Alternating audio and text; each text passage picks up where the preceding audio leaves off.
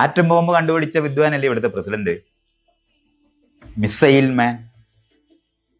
നിങ്ങളുടെ മിസൈൽ അയച്ചാല് അവിടെ ഉള്ളവർക്കൊക്കെ ഉമ്മ വയ്ക്കുക എന്ന് വെച്ചു. മഹാനായ പ്രസിഡന്റ് എന്നാണ് അദ്ദേഹത്തിന്റെ ഇരട്ട പേരാ മിസൈൽ മാൻ. അത്രയും ദ്രോഹമൊന്നും ഒരു കഞ്ചാവ് വലിച്ചവനും ചെയ്തിട്ട്.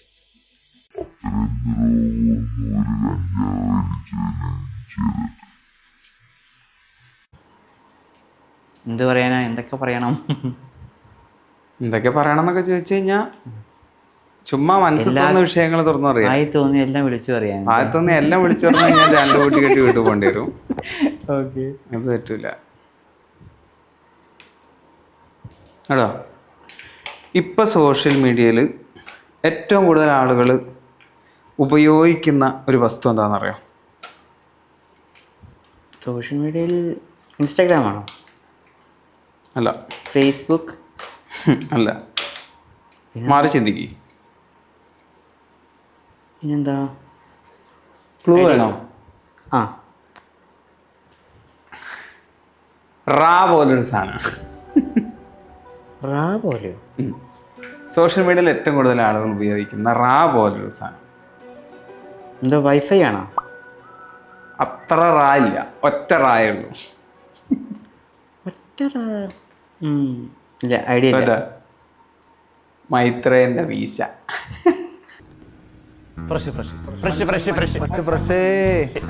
എന്നാ ഇപ്പൊ പോയി എന്നാല്.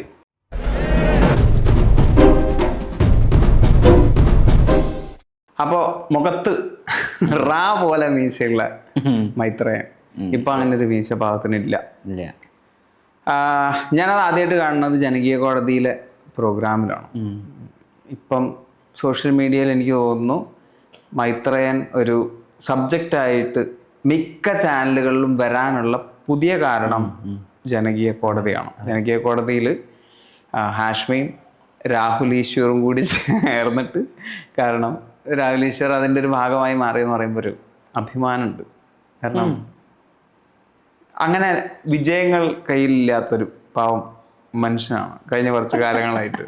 അപ്പോൾ ഇപ്പം കുറേ ആൾക്കാർ, ഞാൻ പറയട്ടെ, ഒരു വലിയ ശതമാനം ആൾക്കാരും മൈത്രേയനെ സപ്പോർട്ട് ചെയ്തിട്ടാണ് ഇപ്പം സപ്പോർട്ട് ചെയ്തിട്ടുണ്ടായിരുന്നു. അത് ഒരുപാട് ഈ വീഡിയോ പ്രോഗ്രാമിൽ. അതിൻ്റെ കാരണം എന്താണെന്നറിയാമോ? അതായത് മലയാളിക്ക്, ഞാൻ മനസ്സിലാക്കണതാണ് പറയുന്നത്, മലയാളിക്ക് പൊതുവെ ഒരു സൈക്കോളജി ഉണ്ട്. അതായത് ഒരു കൂട്ടം ഒരാളെ ആക്രമിക്കുകയാണെന്നുണ്ടെങ്കിൽ ആ ആക്രമിക്കുന്ന ആളെ അയ്യോ പാവം എന്ന് പറയുന്ന ഒരു സ്വഭാവം, അയാൾ തെറ്റ് ചെയ്തോ ഇല്ലയോ ഒന്നും നോക്കില്ല. അതെ, ഈ ജനകീയ കോടതി എന്ന് പറയുന്ന പ്രോഗ്രാമില് പല വിഷയങ്ങളെ കുറിച്ചും സംസാരിക്കുന്നുണ്ട്. രാജ്യങ്ങളുടെ അതിരിനെ കുറിച്ച്, പിന്നെ മനുഷ്യനെ കുറിച്ച് പറയുന്നുണ്ട്. ഡ്രഗ്സ് ഒരു വലിയ വിഷയമാണ്. അത് ഒരിക്കലും വെള്ളമായിട്ട് താരതമ്യം ചെയ്യാൻ പറ്റുന്ന ഒരു വിഷയമല്ല. ഈ മൈത്രേയന്റെ സംസാരത്തിൽ നമ്മൾ ഏറ്റവും കൂടുതൽ ലോക്കായി പോകുന്നത് ഇത്തരത്തിലുള്ള ഉദാഹരണങ്ങളിലാണ്. ശരിക്കും ഞാൻ ആ വീഡിയോ കണ്ടോണ്ടിരിക്കുമ്പോൾ അപ്പോൾ ഹാഷ്മിനോട് ചോദിക്കുന്നുണ്ട്, അങ്ങനെയാണെങ്കിൽ നിങ്ങൾ കുടിക്കുന്ന വെള്ളം H2O അല്ലേ എന്ന് ചോദിക്കുമ്പോൾ എന്തുകൊണ്ട് ഹാഷ്മി തിരിച്ചു ചോദിക്കുന്നില്ല? അതൊരു ഫാലസിയാണ്. നമ്മൾ എന്താ പറയാ, ലോക്ക് ചെയ്യണം നമ്മൾ. അപ്പൊ ഞാൻ ചോദിക്കും, ഹാഷ്മിക്ക് എന്താണ് തിരിച്ചു വെള്ളം കുടിച്ചിട്ട് എത്ര പേര് മരിച്ചു? അതെ, തിരിച്ചു ചോദിക്കാൻ പറ്റിയതില്ല. ഇതേപോലെ വേറൊരു ഉദാഹരണമുണ്ട്. അതായത് വാഹനം ഓടിച്ചിട്ട് ഒരുപാട് പേര് മരിക്കുന്നു. അതുകൊണ്ട് ഗവൺമെന്റ് വാഹനം നിരോധിക്കല്ലല്ലോ ചെയ്യുന്നത്, അത് ഓടിക്കാൻ പഠിപ്പിക്കല്ലേ ചെയ്യുന്നത്.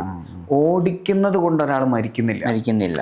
ഇവര് നിയന്ത്രിച്ച് ഡ്രഗ്സ് ഉപയോഗിച്ചാലും, അയാളുടെ ശരീരത്തിൽ അയാൾ നിയന്ത്രിക്കാതെ ഉപയോഗിച്ചാലും, നിയന്ത്രണത്തിൽ ഉപയോഗിച്ചു കഴിഞ്ഞാലും സിന്തറ്റിക് ഡ്രഗ്സ് ഉണ്ടാക്കുന്ന അളവ്, അതാണ് കൺട്രോൾ. ഒരാൾക്ക് കൺട്രോൾ ചെയ്യാൻ പറ്റുന്നതല്ല. ഒരു ദിവസം മാത്രം മതി, ഒരേ ഒരു ദിവസത്തെ ഉപയോഗം മാത്രം മതി. അത് നമ്മുടെ ലൈഫ് ലോങ് അത് നമുക്കൊരു ശാപമായി മാറും. ഇപ്പൊ ഞാൻ പറയട്ടെ, എനിക്ക് തോന്നുന്നു ഒരു പക്ഷേ ഈ വിഷയത്തെ കുറിച്ചിട്ട് ഇന്ന് ആധികാരികമായിട്ട് എനിക്ക് സംസാരിക്കാൻ പറ്റുന്നത് ഒരു 5 വർഷങ്ങൾക്ക് മുമ്പ് ഞാൻ ഒരു വീഡിയോ ചെയ്തിരുന്നു. ആ വീഡിയോ ഓർമ്മ ഉണ്ടാവണല്ലോ, കാരണം ഈ ആണല്ലോ കഷ്ടപ്പെട്ടത് കട്ട് ചെയ്ത് ഫേസ്ബുക്കിൽ ഇടുന്നു. അതെ, പക്ഷെ അത് എനിക്ക് കട്ട് ചെയ്യാൻ പറ്റുന്നില്ല. അല്ല, അത് തൊടാൻ പറ്റില്ല. കാരണം ആ പേര് എവിടെയൊക്കെ മെൻഷൻ ചെയ്യുന്ന സോഷ്യൽ മീഡിയ അത് ബാൻ ചെയ്യും. അത്രയും കഷ്ടപ്പെട്ട്, എനിക്ക് അത്രയും കമ്മ്യൂണിറ്റി പ്രശ്നങ്ങൾ ഉണ്ടായിട്ടും, അതായത് സോഷ്യൽ മീഡിയേൻ്റെ, യൂട്യൂബിൻ്റെയും ഫേസ്ബുക്കിൻ്റെയും അത്രയും പ്രശ്നങ്ങൾ ഉണ്ടായിട്ടും അങ്ങനെ ഒരു കോണ്ടന്റ് ഞാൻ ചെയ്യുന്നത് എന്തുകൊണ്ടായിരിക്കും? എനിക്കൊരു സാമൂഹിക പ്രതിബദ്ധത ഉണ്ട് എന്ന് ഞാൻ വിശ്വസിക്കുന്നതാണ്. അത് പുറത്ത് കാണുന്ന എത്ര പേർക്ക് അത് തോന്നുന്നുണ്ട് എന്ന് എനിക്കറിയില്ല. പക്ഷെ എൻ്റെ ഉള്ളിൽ അങ്ങനെ ഒരു സാധനമുണ്ട്. ഞാൻ പലപ്പോഴും സംസാരിക്കുമ്പം ചില ഇപ്പം എംപുരാന്റെ വീഡിയോ ചെയ്തുകൊണ്ടിരിക്കുന്ന സമയത്ത് ഞാൻ പ്രൊമോ ഡ്രാഗൺ ഫ്ലൈ എന്ന് പറയുന്ന ഡ്രഗ്സിന്റെ പേര് ഞാൻ മ്യൂട്ട് ചെയ്തിട്ടാണ് പറഞ്ഞിട്ടുള്ളത്. കാരണം ആ വീഡിയോ ആ സമയത്ത് ഞാൻ ചെയ്യുന്ന ലൂസിഫർ കണക്ട് ആയിട്ടുള്ള ഒരു വീഡിയോ ആയതുകൊണ്ട് തന്നെ അത് കുറച്ച് കൂടുതൽ ആളുകൾ കാണും. അത് കുട്ടികളായിരിക്കും, അവരിത് അന്വേഷിച്ച് പോകരുത്. അതിന്റെ പേരിൽ ഒരിക്കലും ജമ്മുണ്ടെങ്കിൽ അവർക്ക് ഈ സാധനം കിട്ടുക എന്നുള്ളത് അറിയാം. പക്ഷേ അങ്ങനെ കിട്ടുന്ന സാഹചര്യത്തിൽ എന്തെങ്കിലും ഒരു സാധനം ഇതന്നെ ആവണം എന്നില്ല, എന്തെങ്കിലും ഒരു സാധനം ആയിക്കോട്ടെ, അത് അവരുടെ ചെറുപ്പം അല്ലെങ്കിൽ അവരുടെ ലൈഫ് നശിപ്പിച്ചു എന്ന് പറഞ്ഞു കഴിഞ്ഞാൽ ഞാനൊരു കാരണക്കാരനാവും എന്ന് എനിക്ക് സ്വയം തോന്നിയത് കൊണ്ടാണ് ഞാൻ അങ്ങനെ ചെയ്യുന്നത്. ഈ വീഡിയോ ഇപ്പോൾ നമ്മൾ പറഞ്ഞ സോക്കോൾഡ് വീഡിയോ നമ്മൾ ചെയ്യുന്ന സമയത്ത് അത് ഒരാൾ എന്നെ വിളിച്ചിട്ട് പറഞ്ഞതാണ് എൻ്റെ അനുഭവം. ശരിക്കും അങ്ങനെ ഞാൻ വീഡിയോ ചെയ്യുന്നതിനേക്കാൾ കൂടുതൽ കോണ്ടന്റ് പലരും വിളിച്ചിട്ട് എൻ്റെ അടുത്ത് സംസാരിക്കുന്ന വിഷയങ്ങളാണ്.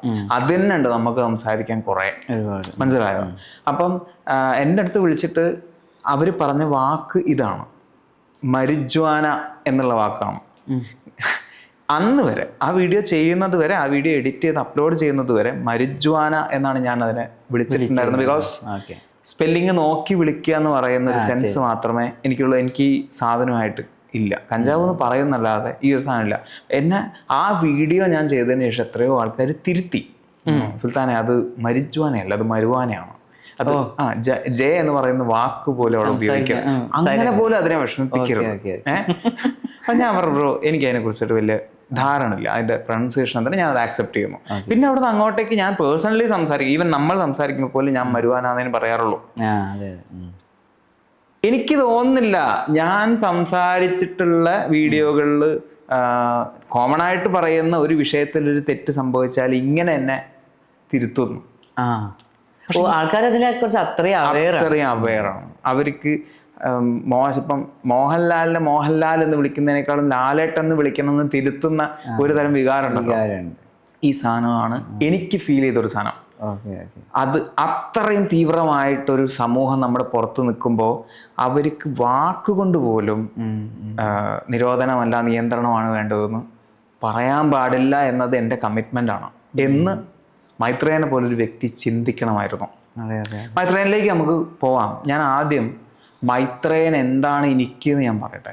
കാരണം എനിക്ക് തോന്നുന്നു മൈത്രേയൻ എന്ന് പറയുന്ന വ്യക്തിനെ എനിക്ക് അറിയില്ല, പക്ഷെ മൈത്രേയന്റെ മോൾ എനിക്കറിയാം, കനി കുസൃതി. കാരണം ഞാൻ ഫൈൻ ആർട്സ് പഠിച്ചാണ്, നീയും ഫൈൻ ആർട്സ് പഠിച്ചാണ്. കണ്ടിട്ടുണ്ട്.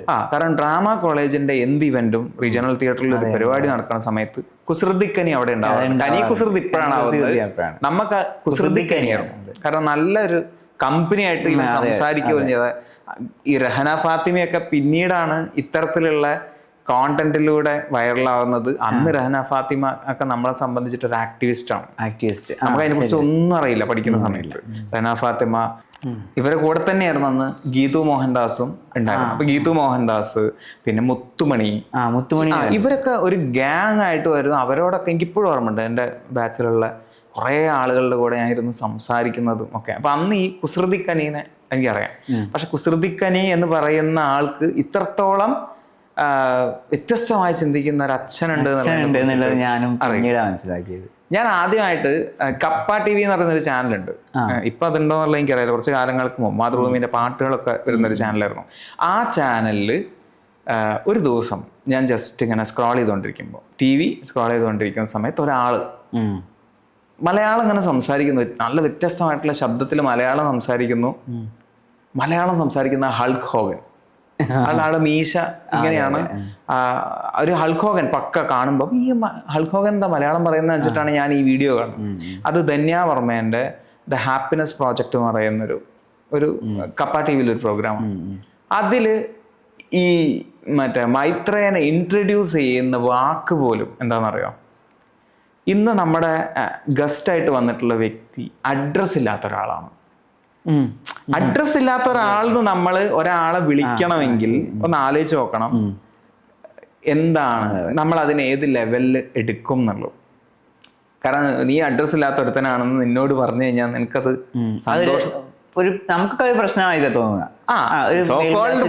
മലയാളിക്ക് വിലാസമില്ലാത്തവൻ എന്ന് പറയുന്നത് ഒരു മോശമാണ്. പക്ഷെ അദ്ദേഹം അത് അഭിമാനത്തോടു കൂടി ആക്സെപ്റ്റ് ചെയ്തിട്ട് പറയും. അപ്പൊ ഇവർ ചോദിക്കും, ഞാൻ ചോദിച്ചു എന്തുകൊണ്ടാണ് ഇയാൾ ഇങ്ങനെ, എനിക്ക് അറിയില്ല, ഞാൻ മൈത്രേനെ കുറിച്ചിട്ട് അതുവരെ സ്റ്റഡി ചെയ്തിട്ട് പോലില്ല. അപ്പോഴാണ് ഈ ഒരു സാധനം കേൾക്കുന്നത്. അപ്പൊ അയാള് അതിൽ പറയുന്ന വിഷയം, എനിക്ക് വീടില്ല, എനിക്ക് കത്തയക്കേണ്ട ആളുകൾ എൻ്റെ സുഹൃത്തിന്റെ അഡ്രസ്സിലേക്ക് കത്തയക്കണം, ഞാൻ സുഹൃത്തുക്കളുടെ വീട്ടിലാണ് താമസിക്കുന്നത്, എല്ലാവരും അങ്ങനെ ആവണം എന്നും അദ്ദേഹം പറയുന്നു. അപ്പോഴും ഞാൻ ചിന്തിച്ചിരുന്നത്, എല്ലാവരും അങ്ങനെ ആയിക്കഴിഞ്ഞാൽ സുഹൃത്തിനും വീടുണ്ടാവില്ലല്ലോ, അപ്പൊ ഇയാളവിടെ താമസിക്കും. അപ്പോഴും നമുക്ക് താമസിക്കാൻ ഒരു സത്രം ഗവൺമെന്റ് ഉണ്ടാക്കി തരണം. അതെ, അങ്ങനെ ഗവൺമെന്റിന്റെ വീട്ടിൽ നമ്മളെല്ലാവരും താമസിക്കുന്നത് വരെ നമുക്ക് എന്തുകൊണ്ട് ഓരോ വീടുകൾ ഉണ്ടാക്കിക്കൂടാ? അങ്ങനെ ചിന്തിക്കുന്നില്ല. അപ്പൊ ഇയാള് ചിന്തിക്കുന്നത് ശരിയാണോ തെറ്റാണോ എന്ന് പറയുന്ന കുറെ സാധനങ്ങൾ. നെക്സ്റ്റ് ഞാൻ ഈ മൈത്രേയനെ കണക്ട് ചെയ്യുന്നത് മോണോഗാമി പോളിഗാമി വിഷയത്തിലാണ്. അതായത് മൃഗങ്ങൾ എന്ന് പറയുന്നത് മോണോഗാമി അല്ല, പോളിഗാമിയാണ്. മനുഷ്യനും അങ്ങനെയാണ് എന്ന് പറഞ്ഞു. എനിക്ക് തോന്നുന്നു ആ വിഷയത്തിൽ എന്നേക്കാൾ കൂടുതൽ നിനക്ക് ആ വിഷയം പറയാൻ പറ്റും. അതെ, ശരിയാണ്. നമ്മളിപ്പോൾ ശാസ്ത്രമായ രീതിയിൽ പറയുകയാണെങ്കിൽ, അല്ലെങ്കിൽ പ്രകൃതിയുടെ രീതിയിൽ പറയുകയാണെങ്കിൽ, ഒരുപാട് ജീവികൾ, ഭൂരിപക്ഷം ജീവികളും പോളിഗാമി തന്നെയാണ്. പെട്ടതാണ് മനുഷ്യനും. അതെ, ഇപ്പൊ നമ്മളിപ്പോ ഉദാഹരണത്തിന് ഇപ്പൊ ഒരു മോണോഗാമി ഒരു ജീവി എന്ന് പറയുകയാണെങ്കിൽ ഇപ്പൊ വേഴാമ്പല് അതിന്റെ ഭൂരിപക്ഷം ജീവിതത്തിൽ ഒരു നല്ലൊരു പങ്കും ഒറ്റ ഇണയെ മാത്രമായിട്ടാണ് ജീവിക്കുന്നത്. അതുകൊണ്ട് തന്നെ അതിന് മറ്റൊരു ഇണയെ താല്പര്യം ഉണ്ടാവില്ല. അത് പക്ഷെ മൃഗങ്ങളുടെ ലോകത്ത് അങ്ങനെ ഒരു റെസ്ട്രിക്ഷൻ ഒന്നും ഇല്ലെങ്കിൽ കൂടിയിട്ടും അതിന് ശരിക്കും പോവാം, ഒരു കുഴപ്പമില്ല, ആരും ചോദിക്കാനും പറയാനില്ല. പക്ഷെ അത് പോകുന്നില്ല. പക്ഷെ അതിന്റെ സെറ്റിങ്സ് അങ്ങനെയാണ്. അതുകൊണ്ട് തന്നെ അതിന് ആ രീതിയിലേ ജീവിക്കാൻ പറ്റുള്ളൂ. പക്ഷെ മനുഷ്യൻ അങ്ങനെ അല്ലാത്തത് കൊണ്ടാണ് മനുഷ്യൻ അങ്ങനെ പോകാൻ പറ്റുന്നത്. വേഴാമ്പലിനെ തന്നെ കഴുത്തിന് ഞെക്കി പിടിച്ചിട്ട് നീ ഒരു പോളിഗാമി ആയിട്ട് പോയാ മതി എന്ന് പറഞ്ഞാലോ? അല്ല, ചുമ്മാ ആലോചിച്ചോ, ഈ അവസ്ഥയല്ലേ ശരിക്കും പറഞ്ഞു കഴിഞ്ഞാൽ മനുഷ്യൻ മോണോഗാമിയാണെന്ന് മനുഷ്യനെ അടിച്ചേൽപ്പിക്കുന്നത് തന്നെയാണ് സത്യത്തിലാണ്. പക്ഷെ എന്ന് പറഞ്ഞാലും ഇപ്പൊ നമുക്ക് മനുഷ്യന്റെ കാര്യത്തില് മറ്റ് മൃഗങ്ങൾക്ക് ഇല്ലാത്ത കുറച്ച് കാര്യങ്ങളുണ്ട്. അതുകൊണ്ടാണല്ലോ മനുഷ്യനാവുന്നത്. അതുകൊണ്ടാണ് ആ ഒരു കാരണങ്ങൾ കൊണ്ട് നമുക്ക് അതിപ്പോ മറ്റൊരു ജീവികൾക്കും ഇല്ലാത്തതാണ് ഒരു ജീവിക്കുന്നതിന്റെ അതിരിനെ കുറിച്ച് ബോധം, അല്ലെങ്കിൽ ഒരു നാടിലെ ചില സിസ്റ്റത്തിനനുസരിച്ച് ജീവിക്കുക. മറ്റു ജീവികൾക്കൊന്നും ആ പ്രശ്നങ്ങളൊന്നും ഇല്ല. ഒരു പാക്ക് ഉണ്ടാവും, പാക്കിൽ കുറച്ച് കാര്യങ്ങളൊക്കെ ചെയ്യുമായിരിക്കാം, എങ്കിലും അവർക്ക് അതൊന്നും ആരെയും ഫോഴ്സ് ചെയ്ത് അവരെ ബോധ്യപ്പെടുത്തി ജീവിക്കേണ്ട ആവശ്യമില്ല. നമുക്കൊരു സെറ്റ് ഉണ്ട്. ആ സെറ്റിൽ നമുക്ക് പല കാര്യങ്ങളും അഡ്ജസ്റ്റ് ചെയ്തിട്ടും എന്താ പറയുക, അങ്ങനെ പല രീതിയിലും ജീവിക്കേണ്ടി വരും.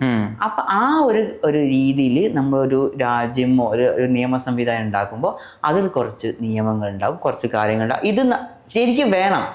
വേറെ പ്രധാനപ്പെട്ട കാര്യം എന്താ വെച്ചാൽ, ലോകത്തിൽ ഒരു ജീവിയും മനുഷ്യന്റെ അതായത് ഒരുപാട് ഫുഡ് കൺസ്യൂം ചെയ്യുന്ന, ഒരുപാട് സ്ഥലം കൺസ്യൂം ചെയ്യുന്ന, ഒരുപാട് മറ്റ് പ്രകൃതി റിസോഴ്സുകളൊക്കെ ഒരുപാട് യൂസ് ചെയ്യുന്ന, ഇത്രയും വലിയ ശരീരമുള്ള, ഇത്രയും എണ്ണം കൂടുതലുള്ള ജീവികളില്ല. ഈ പറഞ്ഞൊരു പോയിന്റ്, അതായത് അതിര് എന്ന് പറഞ്ഞു, അതിര് മൈത്രേയൻ പറഞ്ഞിട്ടുള്ള ഒരു പോയിന്റ് ആണ്. അതായത് ഈ ജനകീയ കോടതിയിൽ തന്നെ എടുത്തു പറഞ്ഞു. മൈത്രേയനോട് എനിക്ക് വിയോജിപ്പുള്ള രണ്ട് കാര്യങ്ങളിൽ ഒന്ന് പ്രധാനമായിട്ടും ഈ ഡ്രഗ്സ് ആണ്. പിന്നീട് പാർഷ്യലി വിയോജിപ്പുണ്ട്. അതാണ് ഇതിപ്പോ അതിര് എന്ന് പറയുന്ന വാക്കുകൊണ്ടാണ്. അതായത് ഇയാൾ ഈ പറയുന്നത് അനുസരിച്ച് ചേരയായാലും പിന്നെ നായയായാലും സിംഹമായാലും മതില് കെട്ടുന്നില്ല. അവർക്ക് ടെറിട്ടറി ഉണ്ട്. അതെ, അത് കടന്നു കഴിഞ്ഞാൽ അവര് സെക്യൂർഡ് അല്ല എന്നുള്ള ചിന്ത അവർക്ക് നന്നായിട്ടുണ്ട്. ഒരു ചേര അതിന്റെ ടെറിട്ടറി കടന്നുപോയി ഷോ കാണിക്കാറില്ല. അഥവാ കാണിച്ചാൽ തന്നെ അത് അവിടെ ഒരു ഫൈറ്റ് പോലെ. അതെ, എന്നിട്ട് മറ്റു ചുറ്റുമുള്ള ആള് അത് തന്നെയല്ല ഇപ്പൊ ഇവിടെ അതാണ് നടക്കുന്നത്. മൃഗങ്ങൾ ചെയ്യുന്ന സെയിം സാധനം തന്നെ ഇവിടെ നടക്കാം. പക്ഷെ അവിടെ വേറൊരു വിഷയമുണ്ട്. റെപ്റ്റീലിയൻ ബ്രെയിൻ വെച്ചിട്ടാണ് അത് അത്രയും ചിന്തിക്കും. ഇവിടെയോ? അവിടെയാണ്. അപ്പൊ നമ്മൾ കുറച്ചും കൂടി ഫോക്കസ്ഡ് ആവണം, അങ്ങനെയും ചിന്തിക്കാം. ഇദ്ദേഹം പറയുന്നത് പോലെ നമുക്ക് യുദ്ധം ചെയ്യണമെന്ന് താല്പര്യമില്ല. പക്ഷെ റെപ്റ്റീലിയൻ ബ്രെയിൻ തന്നെ മൂത്തിട്ടാണല്ലോ നമ്മുടെ ബ്രെയിൻ ആവും. ഈ പറയുന്ന പകയായാലും ഇരയായാലും വിശപ്പായാലും നമ്മുടെ തലച്ചോറിലും ഇതേ സാധനം തന്നെ ഉണ്ടല്ലോ. നമ്മളുടെ നാട്ടിൽ കയറിയിട്ട് നമ്മുടെ പിള്ളേരെ കുറച്ച് ടീം വന്നിട്ട് ആവശ്യമില്ലാത്ത രീതിയിൽ ഉപദ്രവിച്ചാൽ എല്ലാരും ഇത് തന്നെയല്ലേ ചെയ്യുന്നത്. ആരും ഇപ്പൊ എന്റെ അറിവില് അവിടെയുള്ള കുട്ടികളെ കൊല്ലാൻ വേണ്ടിയിട്ട് ഇന്ത്യൻ ആർമി എങ്ങോട്ടും പോയിട്ടില്ല, ഒന്നും ചെയ്തിട്ടില്ല. മാക്സിമം എത്രത്തോളം കോംപ്രമൈസ് ചെയ്തിട്ട് സമാധാനത്തിന്റെ പാതയിൽ പോകാൻ പറ്റും അല്ലാതെ ചെയ്യുന്ന എത്രയോ രാജ്യങ്ങൾ നമുക്ക് ചുറ്റുമുണ്ട്. ഈ അതിരില്ലാതാവുന്നു എന്ന് പറഞ്ഞാൽ അതിരില്ലാതാക്കിയിട്ടാവുന്നതല്ല, അത് നമ്മളുടെ പെരുമാറ്റം കൊണ്ട് ആവുന്നതാണ്.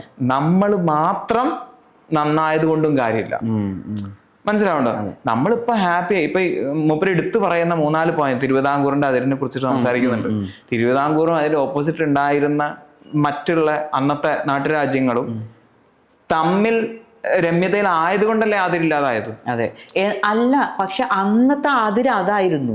അന്ന് എത്ര രാജ്യങ്ങൾ തമ്മിൽ യുദ്ധം ചെയ്തു, അന്നത്തെ അതിര് അതായിരുന്നു.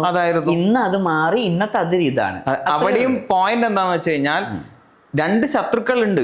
ഇദ്ദേഹത്തിന്റെ മറ്റൊരു വീഡിയോയിൽ ഇദ്ദേഹം പറയുന്ന ഒരു പോയിന്റ് ഉണ്ട്. അതായത് ഒരു ഹോസ്റ്റ് വന്നിട്ട് ചോദിക്കുന്നുണ്ട്, സർ ഞാൻ ഒരു നായരാണ്, ഞാൻ പഠിച്ചതും വളർന്നതും ഒക്കെ കർണാടകയിലാണ്, പക്ഷെ അന്ന് എനിക്ക് എൻ്റെ കാസ്റ്റ് എന്താണെന്ന് അറിയാമായിരുന്നില്ല. ഞാൻ കേരളത്തിലേക്ക് വന്നപ്പോൾ എനിക്ക് പഠനത്തിന് വേണ്ടിയിട്ട് ഒരു ഫോം ഫില്ല് ചെയ്യേണ്ടി വന്നു. ആ ഫോമിലാണ് എൻ്റെ കാസ്റ്റ് എന്താണെന്നുള്ളത് ചോദിക്കുന്നത്.